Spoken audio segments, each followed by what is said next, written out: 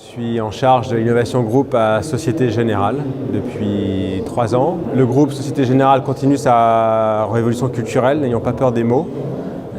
L'objectif, c'est quoi? C'est la différenciation, c'est la recherche de rupture, c'est la reconquête de nouveaux business. Donc pour ça, il faut s'organiser. Qu'est-ce qu'on a fait en 2017? Le plus gros événement pour nous, ça a été l'ouverture des Dunes, ce campus technologique à Val-de-Fontenay. 5000 personnes, en grande majorité des équipes qui sont sur la transformation ou des équipes de développeurs. Une infrastructure horizontale, plus de bureaux fermés, plus de bureaux attribués, le même format de travail, quel que soit son statut, qu'on soit alternant ou DSI du groupe. Et puis un environnement qui vraiment favorise la créativité, la fluidité, les conversations.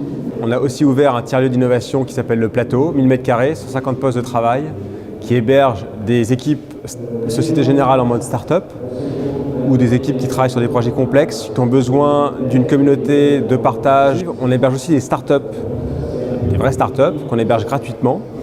Pas que des fintech, on héberge des startups qui nous sont envoyées par des partenaires, par nos partenaires de référence, des communautés comme Make Sense, comme WeShare, comme Le Tank, comme Liberté Living Lab.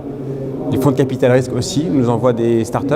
Ce qui est intéressant, c'est des startups qui ne s'intéressent pas forcément à nous, qui ne sont pas des fintech, qui peuvent s'intéresser à des acteurs différents, mais en fait, on va de manière très opportuniste voir ce que ça peut donner en termes, nous, d'apprentissage, d'ouverture.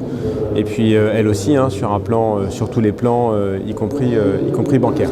Autre actualité, comment on passe à l'échelle dans les interactions avec des startups. On a déployé à l'échelle du groupe, à l'échelle de 150 000 personnes, Startup Flow, qui commercialise depuis septembre dernier un CRM pour les startups, qui est très bien fait, qui nous permet d'offrir à tous les collaborateurs la possibilité, lorsqu'ils rencontrent une startup, de regarder instantanément sur leur smartphone ou leur poste de travail si le groupe est déjà en relation avec la startup, et s'il n'est pas en relation, de mettre les informations pertinentes. Et comme ça nous permet d'avoir un suivi de l'identification des startups jusqu'au pilote et jusqu'au déploiement de manière totalement transparente à l'échelle du groupe. On a des équipes innovation qui se sont structurées ailleurs qu'en France. On a une équipe qui s'est lancée à Berlin, à The Factory, qui s'appelle Derlink, et qui vise à nous permettre au groupe de travailler avec des startups allemandes. Il y a beaucoup de startups allemandes très intéressantes dans les fintech, qu'on connaît en France, Solaris, Membu, N26.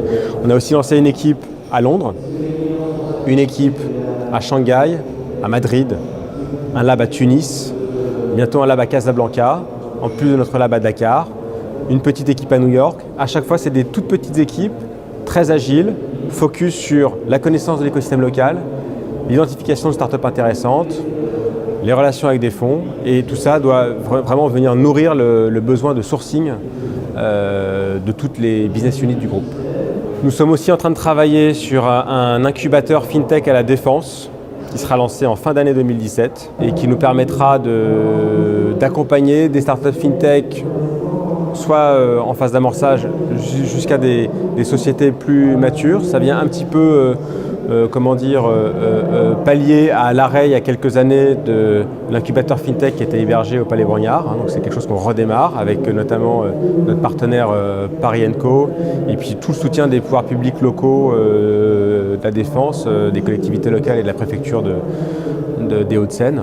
La reconquête de nouveaux business, c'est aussi nous continuer à accélérer sur ce mode plateforme, Bank as a Platform, Open Banking, 2 leviers. Le premier levier, les business, être vraiment dans une vision business de modèle économique en mode plateforme, donc des architectures ouvertes, des services interopérables, des appels à des services tiers quand ça fait sens. Et puis d'un point de vue infrastructure technologique, une architecture ouverte en mode Lego qui permet d'expérimenter, de construire beaucoup plus vite des nouveaux projets, des nouveaux services, de les tester, de les mettre sur le marché, de les débrancher si ça ne répond pas en réalité à un besoin, etc.